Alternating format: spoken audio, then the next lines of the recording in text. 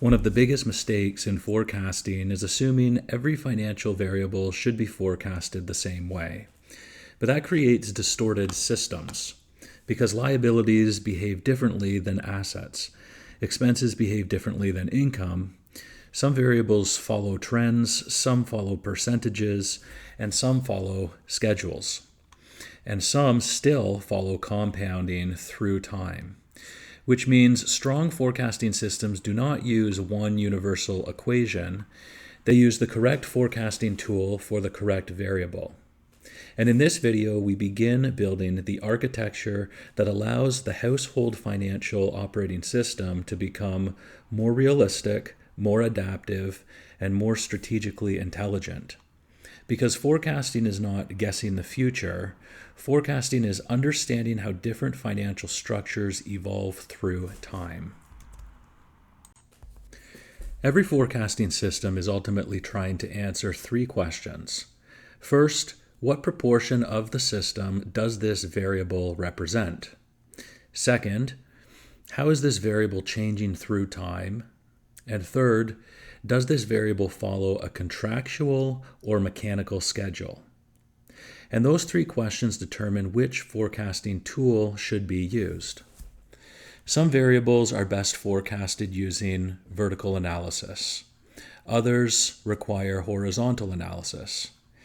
And others require amortization schedules, depreciation schedules, or compounding models. This is where forecasting evolves from simple projection into financial systems engineering. Let's begin with vertical analysis. Vertical analysis asks, what percentage of the system does this variable represent? For example, on a personal income statement, rent may represent 32% of income, groceries may represent 9%, transportation may represent 12%, and debt or interest expense may represent 18% with the principal repayment. This is powerful because many financial variables behave proportionally, meaning they scale with another variable. And in personal finance, the most common driver is income. This means instead of forecasting each expense independently, we can forecast income first, then estimate certain expenses as percentages of income. Mathematically, if income is forecasted as I is a function of time, which is equal to I naught, or the starting income of 60,000 times 1 plus the inflation rate or the wage growth rate of 4%, that would be 60,000 times 1.04 raised to the t, representing how many years. So transportation historically averages 12% of income. Then transportation is a function of time, which equals 0.12, which is the 12% in decimal format, times the income at time t. This creates an interconnected forecasting system. And this is exactly how many FP&A forecasting systems operate. Vertical analysis helps identify structural rigidity, behavioral patterns, and system dependencies. It tells us which variables dominate the financial structure. For example, if housing represents 45% of after-tax income, that immediately tells us that the household has high structural rigidity. If debt servicing consumes 20% of income, that tells us future optionality may already be constrained. Vertical analysis also helps us identify which variables are stable, scalable, or potentially dangerous. This becomes incredibly important during inflation, recession, job loss, or interest rate shocks. Because once income changes, many percentage-based variables change with it. This is where forecasting begins behaving like a connected operating system. Now, before we move into horizontal analysis, we need to clarify something extremely important. When performing vertical analysis for forecasting, we are using the personal income statement, not the cash budget, not the loan payment schedule, not the bank account activity, the personal income statement measures economic activity for the period, which means we analyze expenses as a percentage of gross income. And this distinction matters enormously because many people incorrectly place full loan payments onto the income statement. But that is not how accrual-based systems work. For example, a mortgage payment contains principal repayment and interest expense. Only the interest portion appears on the personal income statement. The principal repayment reduces the mortgage liability on the net worth statement. It is not an expense. This is one of the most important conceptual shifts in the entire operating system, because forecasting requires proper classification, and proper classification determines common forecasting behavior. Examples of common expense categories that properly appear on the personal income statement include the mortgage interest expense, property tax expense, utilities, home insurance, car insurance, fuel, groceries, subscription, cell phone, internet, dining, entertainment, repairs and maintenance, EI, depreciation expenses for both vehicles, or however many vehicles are owned, depreciation expense for any household equipment, interest expense for any types of consumer debt, credit cards, lines of credit, or loans, and income tax expense. And importantly, depreciation belongs on the income statement, even though no cash leaves the system during depreciation recognition. For example, if the household owns 2 vehicles, the system may recognize one combined depreciation expense vehicles line, because the income statement measures economic consumption of productive assets through time. Once we correctly structure the personal income statement, forecasting becomes dramatically more accurate, because now each expense category can be matched to its proper forecasting behavior. For example, the property tax may use the forecasting method of a horizontal trend plus inflation. Utilities, mixed cost forecasting. Fuel, inflation-sensitive behavioral forecasting. Depreciation, schedule-driven. Mortgage interest, amortization schedule. Subscription expense, fixed cost forecasting. And income tax expense, income-driven forecasting. This is the key insight. Classification determines forecasting architecture, and forecasting quality depends on whether the variable was classified correctly in the first place. Income tax expense should typically appear near the bottom of the personal income statement, just before net income, because income tax is generally calculated after the system determines pre-tax income. And once again, this demonstrates that some variables depend on other variables. Income tax expense is often a function of forecasted income, which means forecasting systems become interconnected causal architectures, not isolated equations. Now that we understand how the personal income statement is structured, which variables belong on it, and how those variables behave, we can begin examining how those variables evolve through time. And this is where horizontal analysis becomes essential. So let's now move into horizontal analysis. Horizontal analysis asks, how is this variable changing through time? Instead of examining proportions, horizontal analysis examines trajectory, trend, directional movement.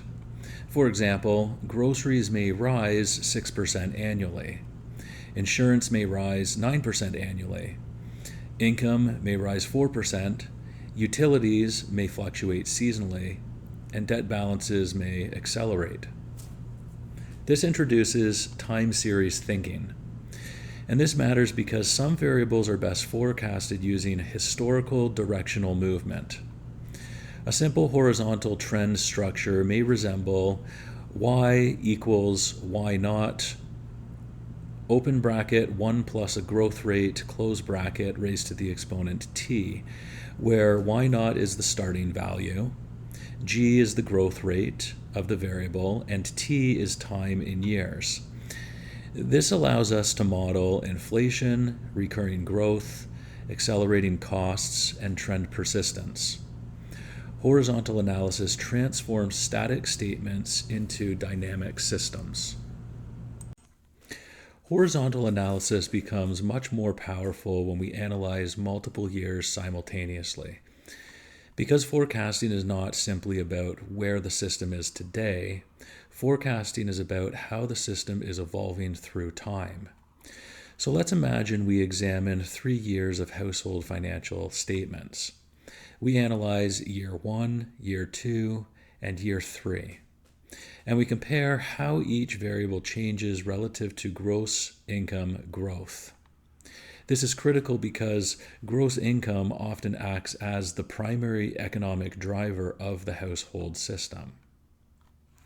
So suppose that gross income evolves as follows. Year 1, 80,000, year 2, 84,000, and year 3, 88,200. Gross income is growing at 5% annually. Now we compare every major expense category against that growth trajectory. Suppose transportation, dining, entertaining, and discretionary spending all grow approximately 5% annually as well. This tells us something important. These variables may behave primarily as functions of income, meaning as income rises, these expenses scale proportionally. This is often a sign that vertical analysis forecasting may be appropriate, meaning forecasting the variable directly as a percentage of income. The expense item of gross income would be at a gross rate of 5%. The transportation would be a function of the percent of gross income from our vertical statement analysis or our vertical analysis. And because it's a function of income, and income grows at 5%, it too will, by virtue of that connection, grow by 5%. Likewise, dining and likewise, entertainment. This suggests these variables may not require complex independent forecasting models. Instead, they may simply scale with household economic capacity. And that creates very efficient forecasting systems. Now suppose other variables behave differently. Suppose utilities grow at 8%, insurance 9%, groceries 7%, and interest expense 14%. Now we have trajectory divergence. These variables are growing faster than the economic engine supporting them. And this matters enormously because if expenses compound faster than income, the household system gradually loses liquidity, optionality, adaptability, and resilience. This is often where financial fragility begins, and forecasting systems must recognize this early. These variables may require inflation forecasting, trend-based forecasting, or compounding structures. Not simple percentage of income forecasting because the relationship is changing through time.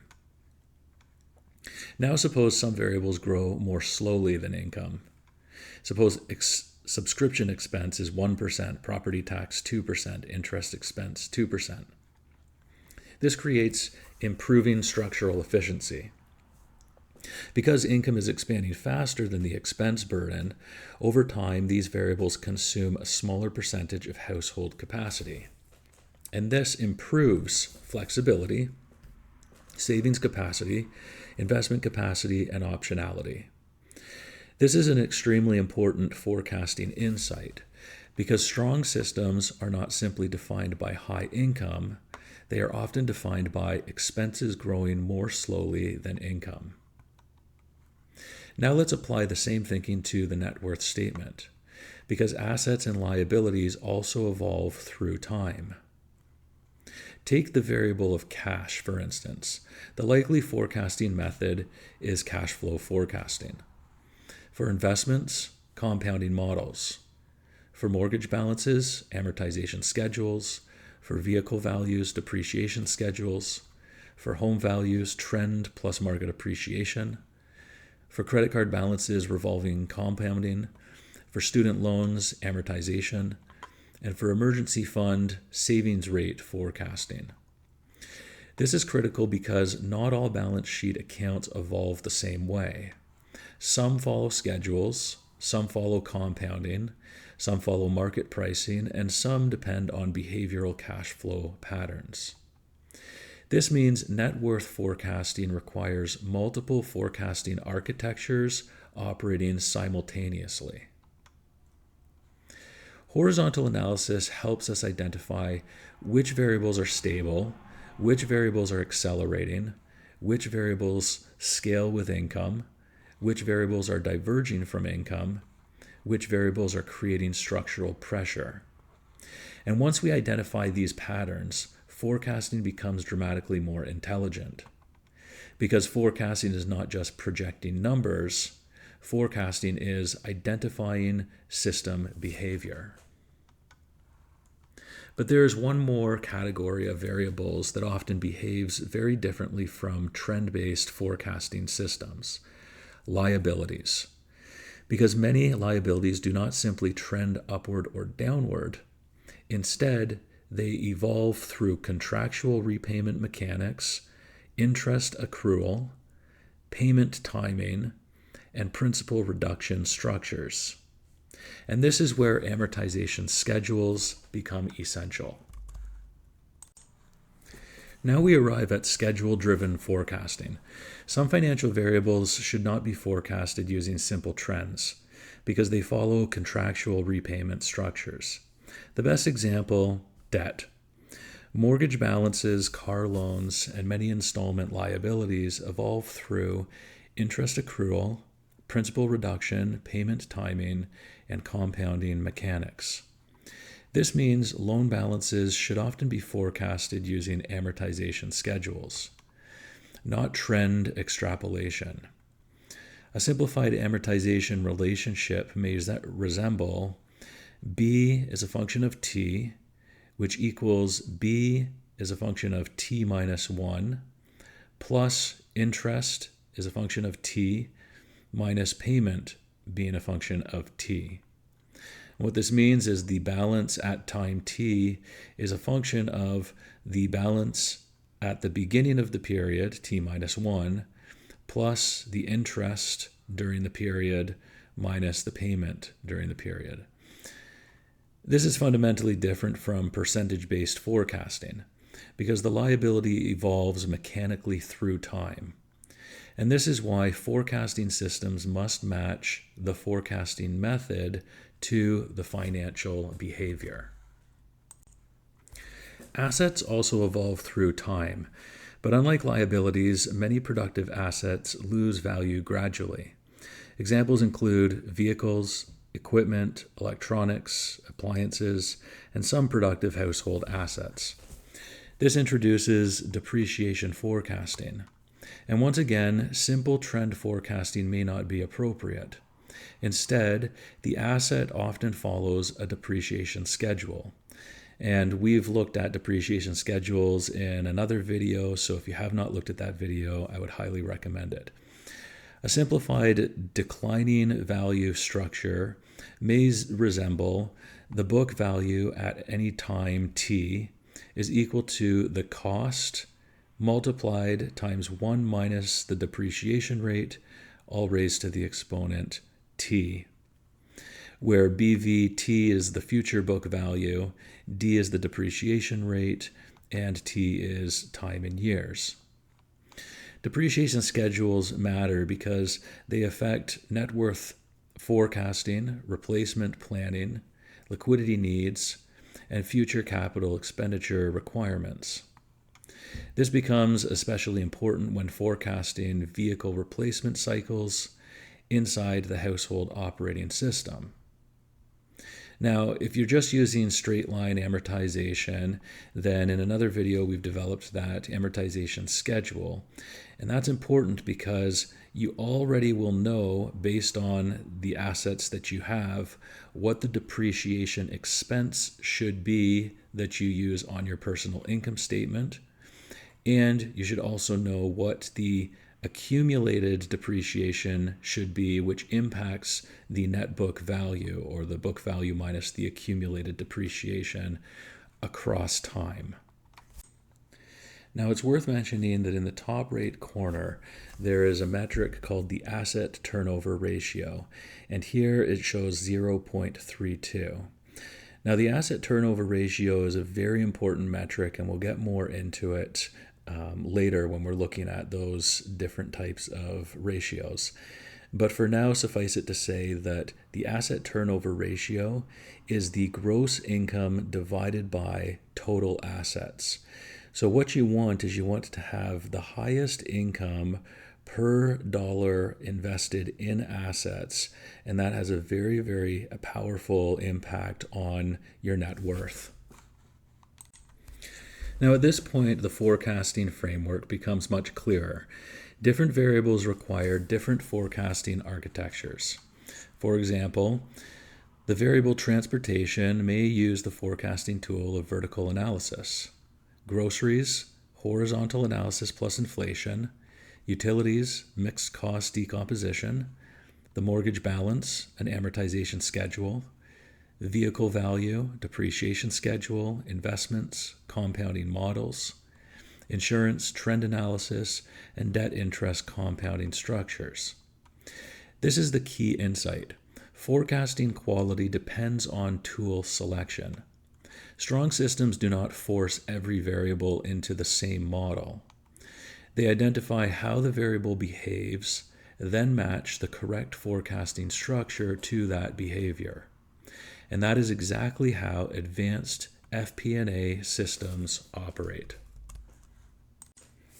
In the next episode, we begin building scenario analysis systems, because the future is rarely one straight line. Strong forecasting systems prepare for optimistic scenarios, baseline scenarios, stressed environments, and crisis conditions. We will begin exploring branching future pathways, sensitivity analysis, stress testing, uncertainty modeling, and adaptive positioning systems. Because resilient systems do not assume the future will cooperate. They prepare for multiple trajectories.